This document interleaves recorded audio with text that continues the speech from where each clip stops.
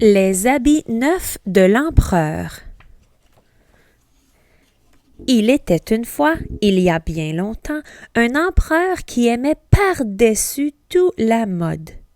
Il dilapidait toute sa fortune dans les tissus les plus fins et les vêtements les plus sophistiqués. Les responsabilités de son rang lui importaient peu. Gouverner? Former ses soldats? Non, très peu pour lui. La dernière fois qu'il était apparu en public, c'était pour montrer sa dernière acquisition excentrique. L'empereur avait une tenue pour chaque heure. Il aimait par-dessus tout revêtir ses habits et se contempler dans son miroir de pied.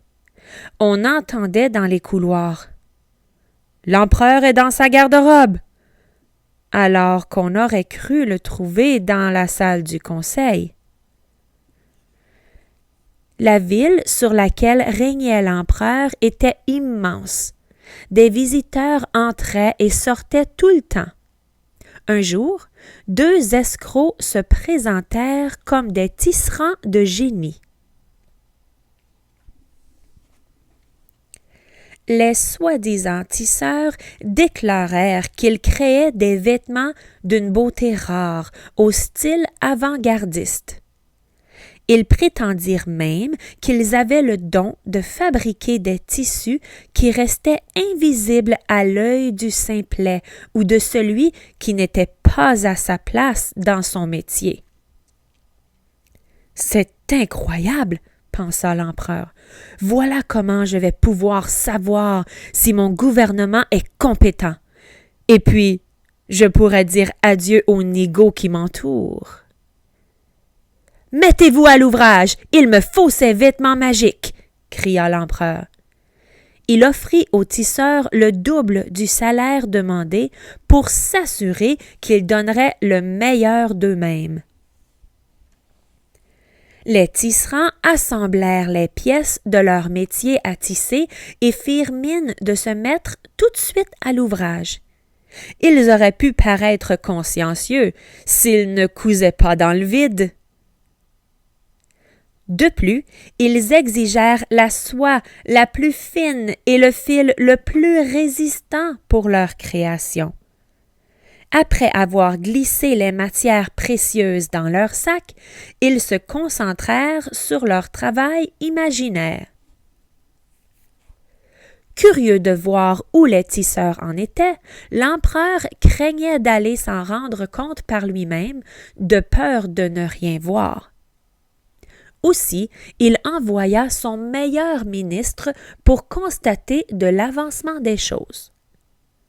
L'empereur aurait ainsi le loisir de découvrir si ce dernier méritait d'être son favori. Les nouveaux tissus de l'empereur faisaient jaser en ville. Tous étaient curieux de découvrir l'intelligence ou la stupidité de leurs voisins. Le fidèle ministre se rendit donc à l'atelier en connaissance de cause. Il aperçut les escrocs travaillant dur sur des métiers à tisser vides. Le ministre voulut révéler qu'il n'avait rien vu, mais il se ravisa aussitôt. « Cela voudrait dire que je serais idiot ?»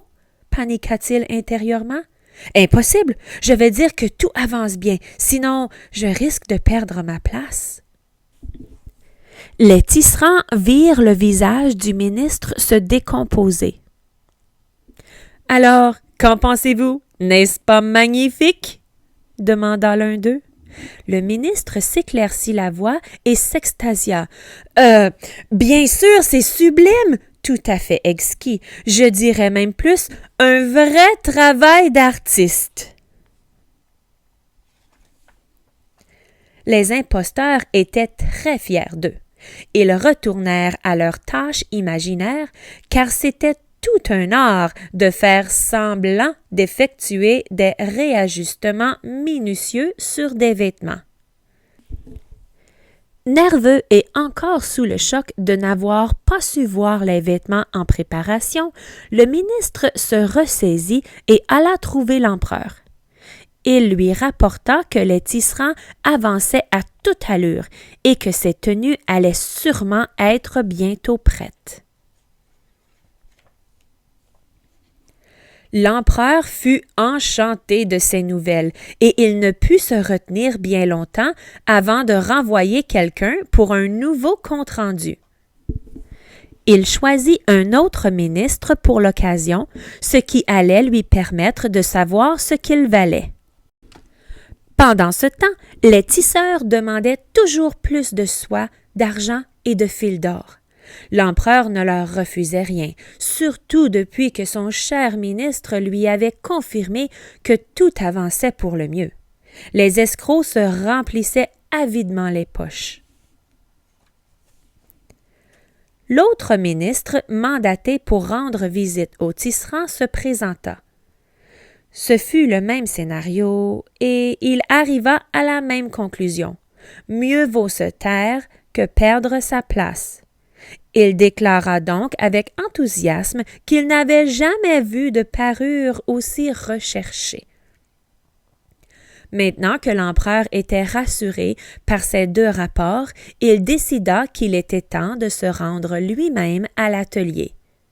Il arriva escorté par les deux ministres qui avaient menti. L'empereur eut un silence d'épouvante lorsqu'il se rendit compte qu'il ne voyait strictement rien. « Ce n'est pas possible, pensa-t-il.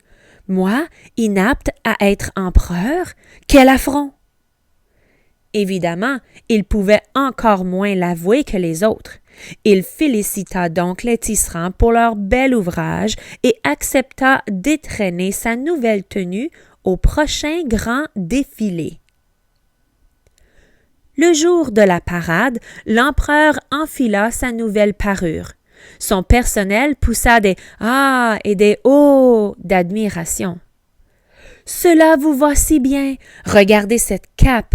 Et cette veste! Ce vêtement est aussi fin qu'une toile d'araignée! » L'empereur observa son reflet dans le miroir et fit tous les efforts du monde pour se montrer satisfait de sa tenue.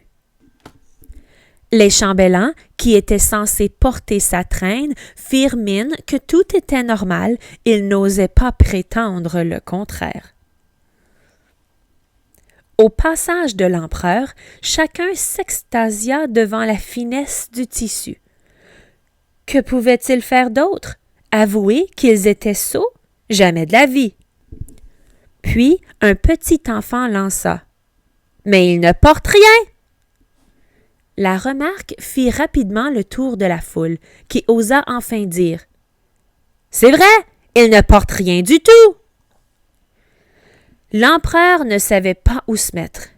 Il commença à croire que les gens disaient vrai, mais il n'avait plus le choix désormais. Il fallait qu'il finisse sa parade dignement.